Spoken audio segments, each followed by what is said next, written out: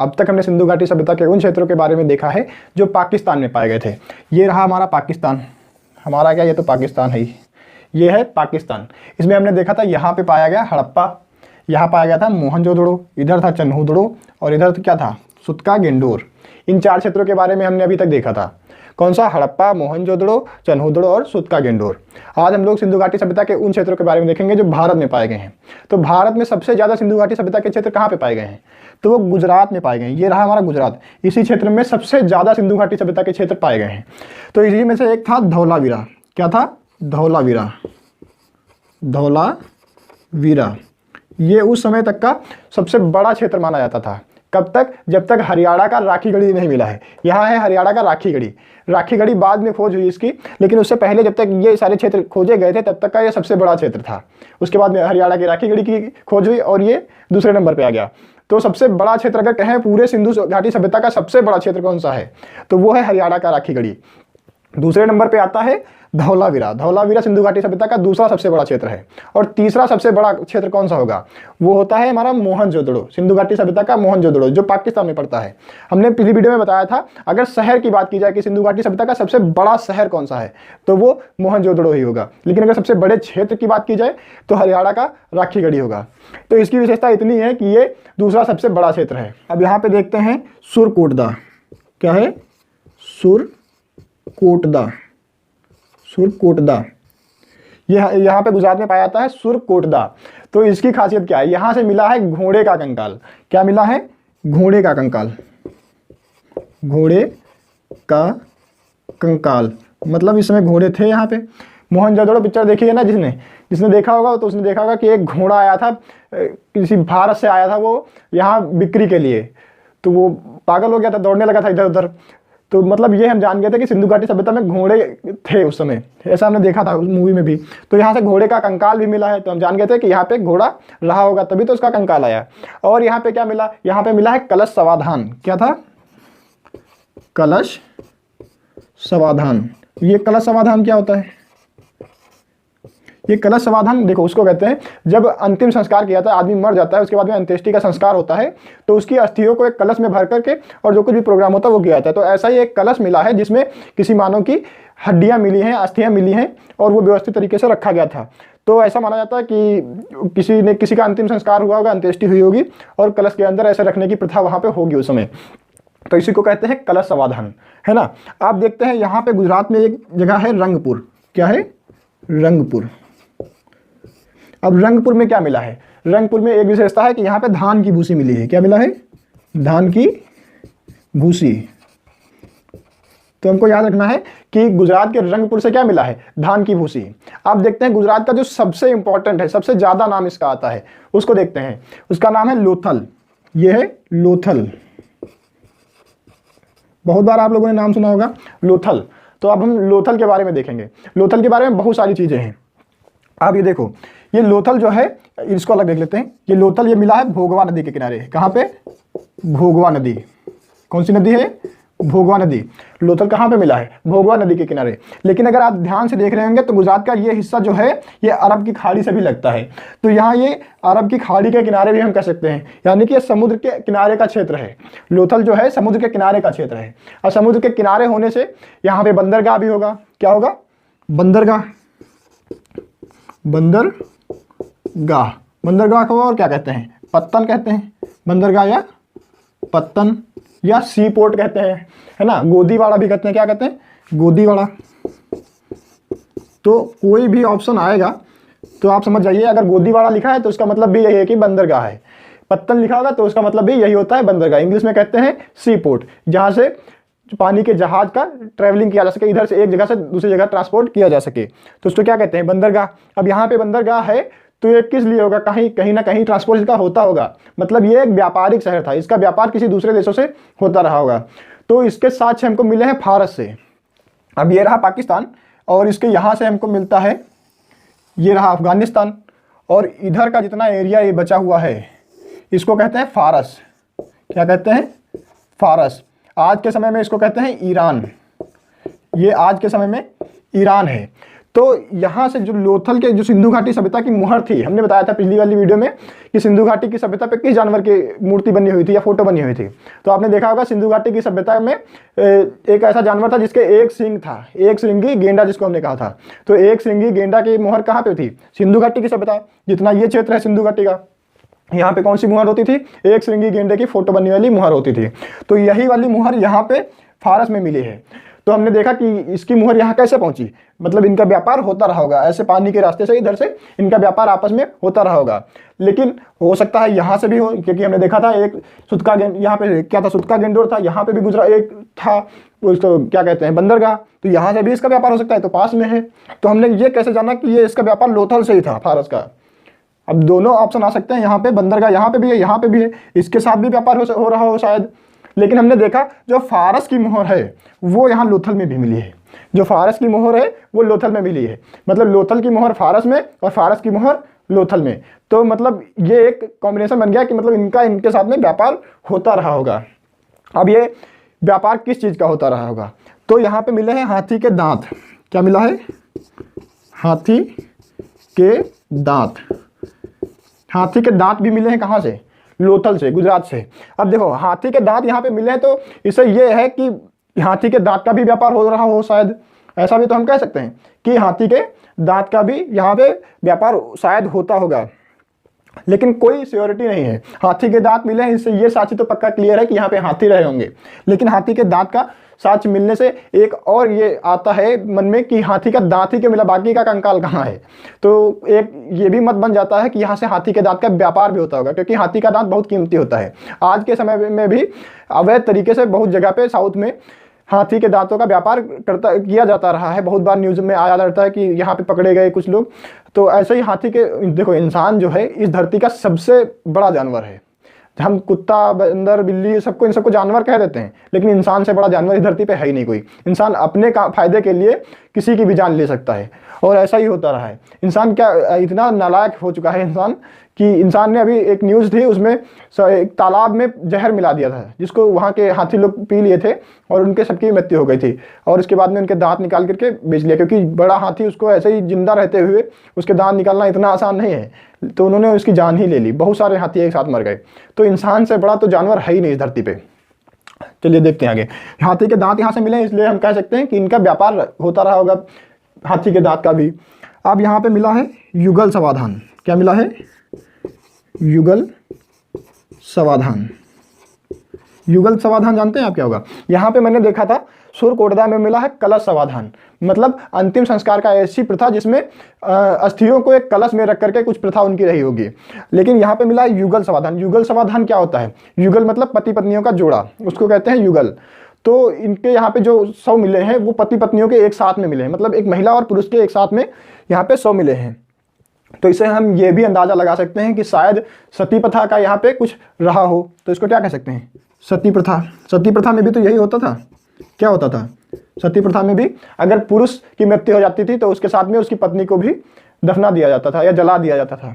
तो ऐसी प्रथा थी। यहाँ पे भी दोनों के 100 साथ में ही मिले हैं, एक स्त्री और पुरुष के। तो हम ये भी कह सकते हैं कि यहाँ पे सती प्रथा जैसा भी कुछ प्रचलन रहा होगा। लेकिन हम श्योरिटी नहीं दे सकते, क्योंकि इसकी ज़्यादा 100 नहीं मिले, बहुत कम ही 100 मिले हैं जिसमें पति पत्नी एक साथ में हैं। तो इतना हमने देखा। पिछले वीडियो से हमको सारी चीज़ें क्लियर हो गई होंगी कि यहाँ पाकिस्तान में जो जो क्षेत्र थे, यहाँ पे था हड़प्पा, रावी नदी के किनारे, सिंधु, फिर यहाँ पे कौन सा था बताइए? हड़प्पा, मोहनजोदड़ो, और ये था सुरकोटदा, और ये चन्हूदड़ो, है ना। इन चारों क्षेत्रों के बारे में हमने पिछले वीडियो में देखा था। फिर हमने आज देखा हिंदुस्तान में पाए जाने वाले कौन कौन से क्षेत्र। तो सबसे ज़्यादा तो क्षेत्र गुजरात में ही पाए गए हैं। इस पूरी सिंधु घाटी सभ्यता के सबसे ज़्यादा अगर क्षेत्र पाए गए हैं तो वो गुजरात में ही पाए गए हैं। गुजरात में सबसे पहला जो था, पहले जो सबसे बड़ा क्षेत्र मिला था वो था धौलावीरा। लेकिन जब हरियाणा का राखीगढ़ी मिला तो उसके बाद में दूसरे नंबर पे आ गया, तो ये हो गया धौलावीरा।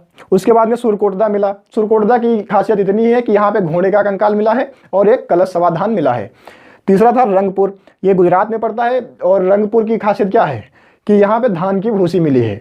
यही साक्ष्य पूछे जाते हैं, लगभग ऐसा क्वेश्चन आएगा कि धान की भूसी के साक्ष्य कहाँ से मिले हैं, तो आपको ऑप्शन में मिल सकता है रंगपुर, गुजरात, ऐसा। और लोथल की बात करें अगर, तो लोथल जो है भोगवा नदी के किनारे पे मिलता है। यहाँ पे बंदरगाह है, बंदरगाह जहाँ से जो हमारे पानी के जहाज होते हैं उनका ट्रांसपोर्ट किया जाता है। यहाँ से व्यापारिक शहर भी कह सकते हैं। लोथल की एक और अच्छा खासियत है, हमने देखा सिंधु घाटी सभ्यता में, इधर बना जाते हैं, सिंधु घाटी सभ्यता में सड़कें बिल्कुल सीधी थी। ये तो हमने देखा था, बिल्कुल सीधी सड़कें थी और सड़कों के किनारे ऐसे घर बने हुए थे, है ना। तो बाकी जितने भी सिंधु घाटी सभ्यता में क्षेत्र मिले हैं, इनमें जो गेट हैं वो सड़क पर मेन नहीं है, ये अंदर की ओर खुलते हैं ऐसे, और उसके बाद में इधर से होकर के तब इधर पे कोई भी आ जा सकता है, ऐसे मिलते थे। लेकिन यहाँ पे जो लोथल का है, यहाँ पे गेट सीधा इधर ही खुलते हैं मेन सड़क पे। देखो पहले जितने यहाँ पे शहर बसाए गए थे उनमें सोचा गया था ऐसा कि मेन सड़क पे रखेंगे तो छोटे बच्चों का या किसी का भी एक्सीडेंट आसानी से हो सकता है, क्योंकि यहाँ से गाड़ियाँ निकलती रही होंगी, बैलगाड़ी या जो कुछ भी गाड़ी वहाँ पे उसमें पाई गई। तो इन्होंने ऐसा सोचा कि मेन सड़क पे गेट ना बना करके हम अंदर से इनका रास्ता दे सकते हैं और उसके बाद में फिर इधर के लिए आएंगे तो थोड़ा एक्सीडेंट के चांसेस कम हो जाएंगे। लेकिन लोथल एक व्यापारिक शहर था, तो जितने भी सामान यहाँ घर में बनते होंगे तो यहाँ गाड़ी में लोड करने में दिक्कत इनको होती होगी, ऐसा अनुमान है कि यहाँ पे गाड़ी पे इनको लोड करने में दिक्कत होती होगी कि तो इधर से लाएंगे फिर उस पर गाड़ी पे लोड करेंगे। इसलिए इन्होंने क्या बनाया, सामने सीधे सड़क के मेन सड़क पे ही गेट बना लिया, जिससे गाड़ी लोड करने में इनको आसानी रहेगी। ये केवल एक अनुमान है, क्योंकि ये व्यापारिक शहर जैसा लगता है इसलिए ये अनुमान लगाया गया है कि इस वजह से होता रहेगा। लेकिन आपको इतना याद रखना है कि सिंधु घाटी, पूरे सिंधु घाटी सभ्यता का एकमात्र ऐसा लोथल ही क्षेत्र है जिसमें घरों के गेट जो हैं, दरवाजे हैं, मेन सड़क की ओर खुलते थे। बाकी सिंधु घाटी सभ्यता के जितने भी क्षेत्र हैं सबके दरवाजे अंदर की ओर खुलते हैं, मेन गेट पर नहीं खुलते थे। अब हम अगर भारत में थोड़ा ऊपर की ओर देखें तो यहाँ पंजाब में मिला है रोपड़, इसका नाम था रोपड़। रोपड़ रोपड़ कहाँ मिला है? पंजाब में, है ना। तो रोपड़ मिला है पंजाब में। अब देखो ये जो रोपड़ मिला है ये है सतलज नदी के किनारे, इधर लिख लेते हैं इसको, ये मिला है सतलज नदी के किनारे। सतलज नदी किस नदी के किनारे? सतलज नदी के किनारे। इसकी खुदाई जानते हो किसने किया था? इसकी खुदाई की थी यज्ञदत्त शर्मा ने। इसकी खुदाई की थी यज्ञदत्त शर्मा। यज्ञदत्त शर्मा। रोपड़ की खुदाई किसने कराई थी? यज्ञदत्त शर्मा ने। किस नदी के किनारे मिला है? ये सतलज नदी के किनारे मिला है। पंजाब में सतलज नदी बहती है ना, भाखड़ा नागल, वो यहाँ पे सुना होगा ऐसा बांध है, भाखड़ा नागल वगैरह। तो ये जो पंजाब में रोपड़ जिला है वहाँ पे कौन सा क्षेत्र, ये रोपड़ वाला क्षेत्र मिला है, इसका नाम था रोपड़। ये कहाँ पे है? पंजाब में। किस नदी के किनारे है? सतलज नदी के किनारे। अब इसकी देखो एक ट्रिक हो जाएगी यहाँ पे याद करने के लिए, यहाँ पे मिला क्या है। यहाँ देखो रोपड़ को रोने से याद रख लो। यहाँ पे मानव और कुत्ते का शव एक साथ में मिला है। क्या मिला है? मानव और कुत्ता, इनके शव मिले हैं एक साथ। मानव और कुत्ता का शव एक साथ मिला है। देखो कुत्ता मानव का सबसे ज़्यादा प्रिय जानवर हो जाता है और वैसे ही कुत्ते का भी प्रिय मानव जानवर हो जाता है। एक दूसरे में इनकी बॉन्डिंग बहुत अच्छी होती है। अगर किसी कारणवश से उसके कुत्ते के मालिक की मृत्यु हो जाती है तो अक्सर देखा गया है कि कुत्ता भी रोता है। ऐसे हमने सुशांत सिंह वाले केस में देखा था, न्यूज़ वाले बहुत ज़्यादातर दिखा रहे थे उसके कुत्ते को, ब्लैक कलर का बहुत अच्छा सा कुत्ता था, तो वो भी रो रहा था। अक्सर हम देखते हैं अपने आसपास भी, अगर किसी का बहुत मिला जुला कुत्ता रहता है, बहुत ज़्यादा उसे हेल मिल करके रहते हैं, तो अगर उसके मालिक की अगर मृत्यु हो जाती है तो कुत्ता भी रोता रहता है। तो ऐसे याद कर सकते हैं कि अगर मानव की मृत्यु हो गई और इसका कुत्ता रो रहा था तो उस समय के लोगों ने कुत्ते को भी साथ में रख करके दफना दिया। तो ये एक ट्रिक याद रख सकते हैं कि कुत्ता रो रहा था इसलिए रोपड़ में कुत्ते को भी साथ में दफना दिया गया। ऐसा करके याद कर सकते हैं। तो सबसे पहले क्या मिला है? रोपड़।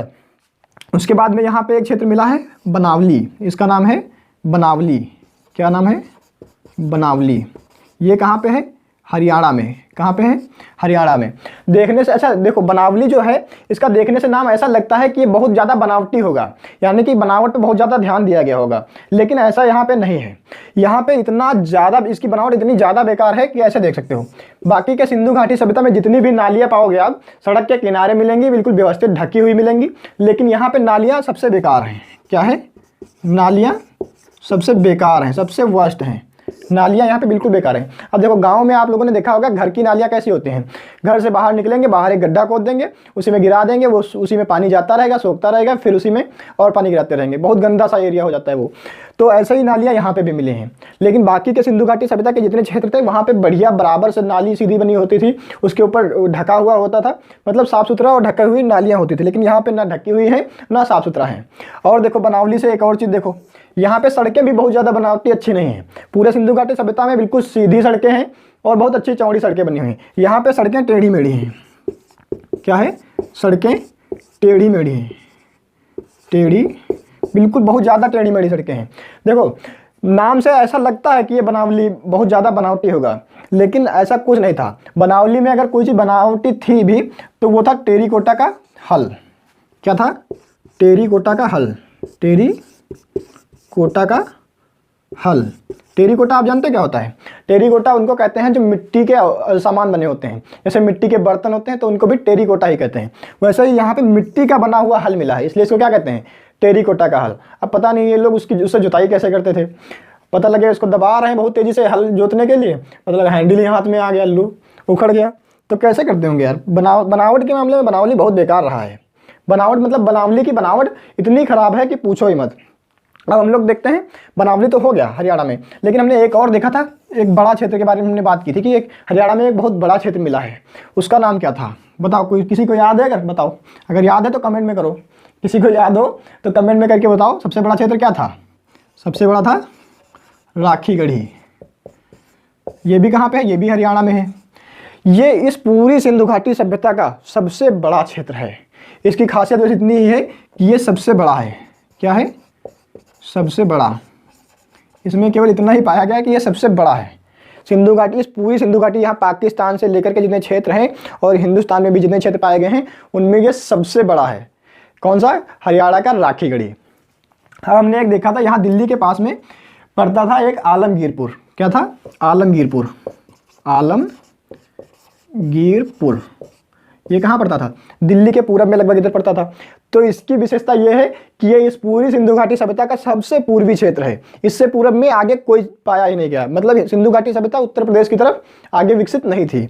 मतलब ये सिंधु नदी के आसपास ही पाई गई। उत्तर प्रदेश में इधर यमुना और गंगा नदियाँ पाई जाती हैं। अगर इधर पाया जाता तो इसको क्या कहते हैं? गंगा की सभ्यता कहते हैं। लेकिन ये इधर ही पाई गई। जितनी नदियाँ हैं इधर से जाकर सिंधु में मिलती हैं, इसलिए इसको क्या कहते हैं? सिंधु घाटी की सभ्यता। तो सिंधु घाटी सभ्यता का सबसे पूर्वी क्षेत्र कौन सा है? आलमगीरपुर। हमने बताया था एक सबसे दक्षिण में भी क्षेत्र है। दक्षिण में यहाँ पे महाराष्ट्र में, यहाँ पे क्या था? दैमाबाद। दैमाबाद। ये इसकी विशेषता है कि ये सबसे दक्षिणी, सिंधु घाटी सभ्यता का सबसे दक्षिणी क्षेत्र है। ये किस नदी के पास में है? ये है प्रवरा नदी के पास में। याद करो, पिछले वीडियो में हमने बताया है प्रवरा किस नदी के पास में है? ये प्रवरा नदी के किनारे पे है। और आलमगीरपुर ये हिंडन नदी के किनारे पे है। कहाँ पे है? हिंडन नदी के किनारे। ये आलमगीर हिंडन नदी के किनारे पे है। ठीक है, तो इतने क्षेत्र हम लोगों ने देखे हैं, ये सब हैं। अभी एक इसमें रह गया बहुत मेन इंपॉर्टेंट। अभी इसमें आता है यहाँ पे राजस्थान। यहाँ पे आता है कालीबंगा। कौन सा आता है? कालीबंगा। सबसे ज़्यादा अगर आप लोगों ने अगर सिंधु घाटी सभ्यता को पढ़ा है तो ये सबसे ज़्यादा यही क्षेत्र का नाम आपने सुना होगा। इस बात की हम गारंटी ले सकते हैं। एक लोथल और दूसरा कालीबंगा। ये कालीबंगा पाया गया है राजस्थान में। कहाँ पे पाया गया है? राजस्थान में। अच्छा, अगर आप लोगों ने पढ़ा है तो बताओ इसमें सिंधु घाटी सभ्यता में जो कालीबंगा है, इसमें सबसे ज़्यादा फेमस कालीबंगा का क्या है? जल्दी से बताओ कमेंट करके। अभी देखते हैं सिंधु घाटी सभ्यता में कालीबंगा में सबसे ज़्यादा क्या फेमस है। देखो, अब इसका हम कहाँ पे लिख दें? इसको यहाँ पे लिख दें। देखो, कालीबंगा की सबसे फेमस है चूड़ियाँ। कांच की चूड़ियाँ यहाँ से पाई गई हैं चूड़ियाँ। अब चूड़ियाँ कौन पहनता है? औरतें पहनती हैं। तो एक चीज़ हमने देखा है कि औरतें कर्मकांड में ज़्यादा ध्यान देती हैं। क्या होता है कर्मकांड? क्या होता है? पूजा पाठ में। और तो आज पुरुषों की अपेक्षा औरतें कर्मकांड में ज़्यादातर ध्यान देती हैं। तो यहाँ पे क्या पाया गया है? कर्मकांड। क्या है? कर्मकांड। तो कालीबंगा जो है ये चूड़ियों के लिए प्रसिद्ध है, सबसे ज़्यादा प्रसिद्ध है चूड़ियों के लिए। और यहाँ पे कर्मकांड के भी साक्ष्य मिलते हैं। अब यहाँ पे कर्मकांड होगा तो किस हिसाब से कर्मकांड होगा? कर्मकांड होगा जैसे यहाँ पे यज्ञ होता होगा। क्या होता होगा? यज्ञ। तो यहाँ पे यज्ञ के भी साक्ष्य मिलते हैं। क्या होता है? अब कोई कर्मकांड कहते ही किसे हैं? पूजा पाठ को करते हैं। और पूजा पाठ में क्या आता है? यज्ञ वगैरह कराना। तो यज्ञ के साक्ष्य कहाँ से मिलेंगे? कालीबंगा से। चूड़ियाँ कहाँ से मिलेंगी? कालीबंगा से, है ना। और कर्मकांड का तो साक्ष्य कालीबंगा ही है। और एक इंपॉर्टेंट चीज़ और है, अक्सर जब बड़े लेवल का एग्जाम होता है तो ऐसा पूछ लिया था, बहुत छोटी छोटी चीज़ें इसमें ज़्यादा पूछ लेती हैं। तो यहाँ पे एक है जुते हुए खेत के साक्ष्य। क्या है? जुते हुए खेत। अब जुते हुए खेत के भी साक्ष्य मिले यहाँ पे। ऐसा लगता था किसी ने जुताई तो की है लेकिन बुआई नहीं कर पाए हैं और उससे पहले उसकी मृत्यु हो गई, पूरी सभ्यता नष्ट हो गई उससे पहले ही। तो क्या है? कालीबंगा में क्या क्या मिला है? चूड़ियाँ मिली हैं। चूड़ियाँ मिली हैं मतलब औरतों से संबंधित है। और औरतें सबसे ज़्यादा किस चीज़ में ध्यान देती हैं? कर्मकांड में, पूजा पाठ कराने में। अब वो अगर पूजा पाठ करेंगी तो अपने पति से भी करवाएंगी, कहेंगी करो पूजा पाठ। तो यहाँ पे यज्ञ के भी साथ से मिले हैं, पूजा पाठ और यज्ञ के साथ से मिले हैं। और क्या मिला है यहाँ पे, जुते हुए खेत मिले हैं। अब पति जोत रहा था खेत, पत्नी ने बुलाया चलो आओ यज्ञ होने वाला है। अब पति उतने पे ही छोड़ के चला आया और उसका खेत जुता ही पड़ा रह गया और सभ्यता का भी अंत हो गया। तो यहाँ पे कालीबंगा जो है ये पाया जाता है राजस्थान में। कालीबंगा कहाँ पाया जाता है, राजस्थान में। यहाँ पे हमने देखा चूड़ियाँ कर्मकांड यज्ञ के साथ और जुते हुए खेत के साथ मिले हैं। फिर हमने देखा था रोपड़ जो पंजाब में है, ये किस नदी के किनारे है, सतलज नदी के किनारे। इसकी खुदाई किसने कराई थी, यज्ञदत्त शर्मा ने। यहाँ पे मानव और कुत्ते के एक साथ में शव पाए गए हैं। रोपड़ से रोना याद कर सकते हो, रोने से कुत्ता और मानव के शव याद कर सकते हो। तो कुत्ते और मानव के एक साथ में शव कहाँ पाए गए हैं, रोपड़ में। अच्छा, अगर किसी ने ध्यान से वीडियो देखा है ना तो उसको पता होगा एक और जगह पे कुत्ता और मानव के एक साथ शव पाए गए हैं। अब ये बताओ, जो ये कमेंट में कराएगा उसको क्या मिलेगा, 500 रुपये मिलेंगे, लेकिन अपने अकाउंट से निकालना, मेरे पास से नहीं। देखो, क्योंकि हम बता दे रहे हैं यहाँ पे बुर्ज होम है। क्या है, बुर्ज होम। बुर्ज होम में क्या मिला था, मानव और कुत्ते के एक साथ साथ मिले थे। यहाँ पे क्या था, गर्त आवास।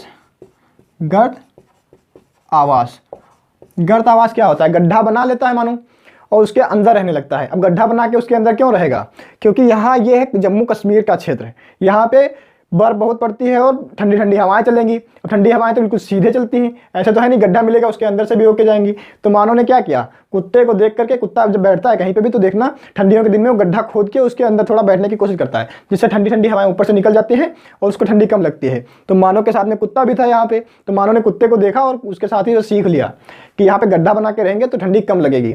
तो गड्ढा बना के वो मानव और कुत्ता एक साथ उसमें सो रहे थे। लेकिन क्या हुआ, ऊपर से पूरी सभ्यता समाप्त हुई, पूरा भूचाल आया या जो कुछ भी हुआ, मानव और कुत्ता, क्या है, मानव और कुत्ता उसी में दब गए।